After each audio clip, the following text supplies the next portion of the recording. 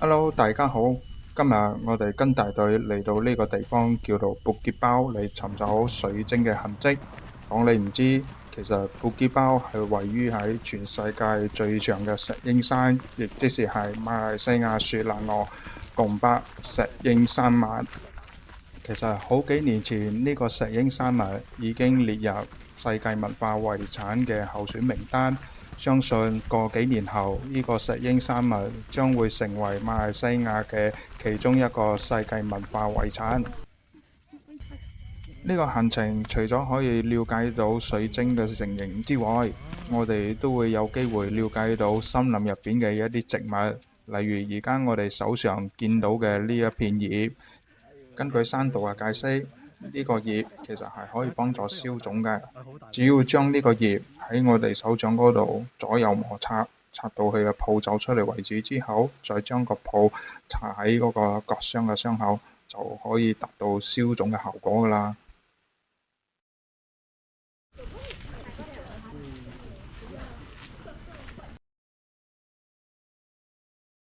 行到一段路之後，終於都見到水晶嘅痕跡啦。成地你都可以見到好多水晶碎片。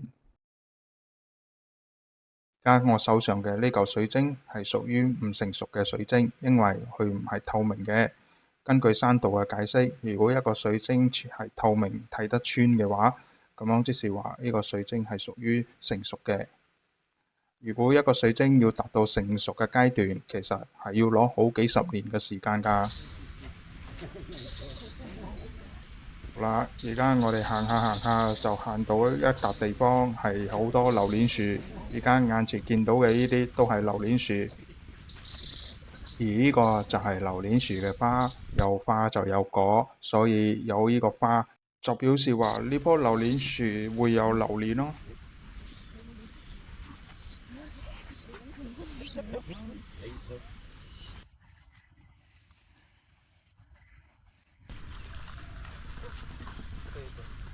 眼前嘅呢座山就係石英山，而啲水晶就係喺呢啲石英山形成嘅。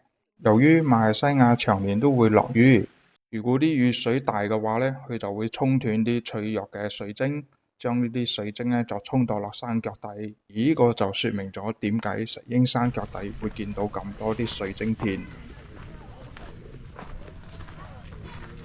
布吉包呢度除咗睇水晶同埋森林入邊啲植物，亦都可以睇到吉隆坡嘅全景。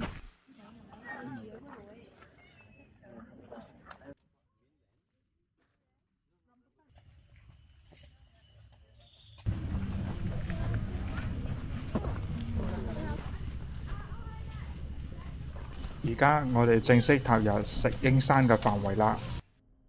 而家喺我眼前嘅呢嚿石入邊就有好多水晶啦。哦，繼續向前行，揾第二啲水晶石。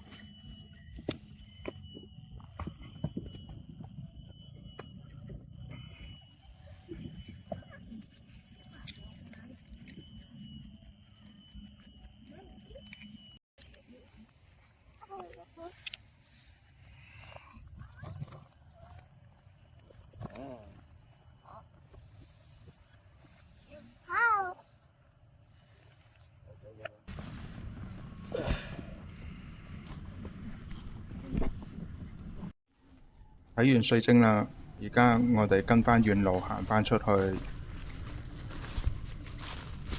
其實當我哋踏入呢個石英山嘅範圍之後，啲路其實非常之唔好行，仲有多少危險添。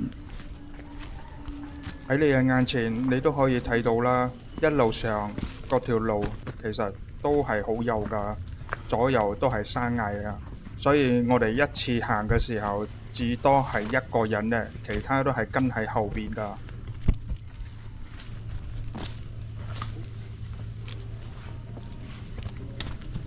睇完水晶之後，而家我哋就去攻頂啦，行到布吉包嘅最高頂。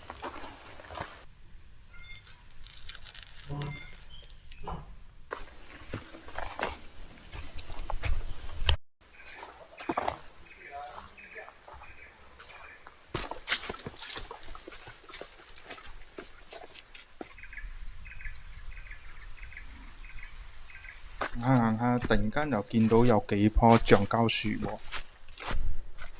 我諗啲橡膠樹應該都係冇人嚟收嗰啲橡膠汁㗎啦。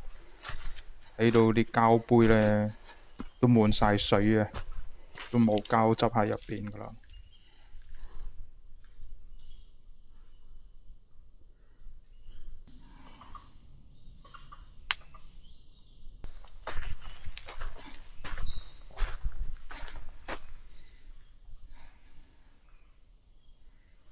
行到呢一段路呢，就察覺到好有趣啊，因為兩邊都滿晒呢啲巴菇草。曾經有位植物學家同我哋分享到，如果一笪地有好多呢啲巴菇草，即是話呢笪地係嚴重流失礦物質，唔適宜種植嘅。行到呢一度個風景完全唔同，因為呢度嘅樹特別少咗好多啊，所以我哋係喺暴曬嘅情況之下繼續行到山頂㗎。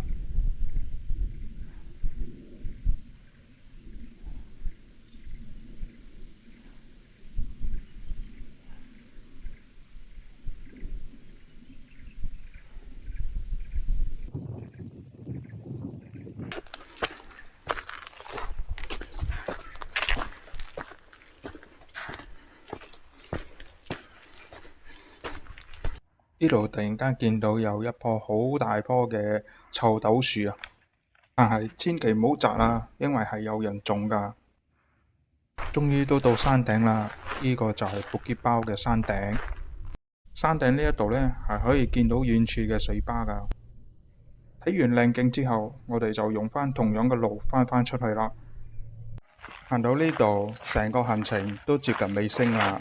接落嚟，我就利用我嘅無人機影俾大家睇成個石英山、布吉包同埋附近嘅水壩嘅靚景，希望大家鍾意啦。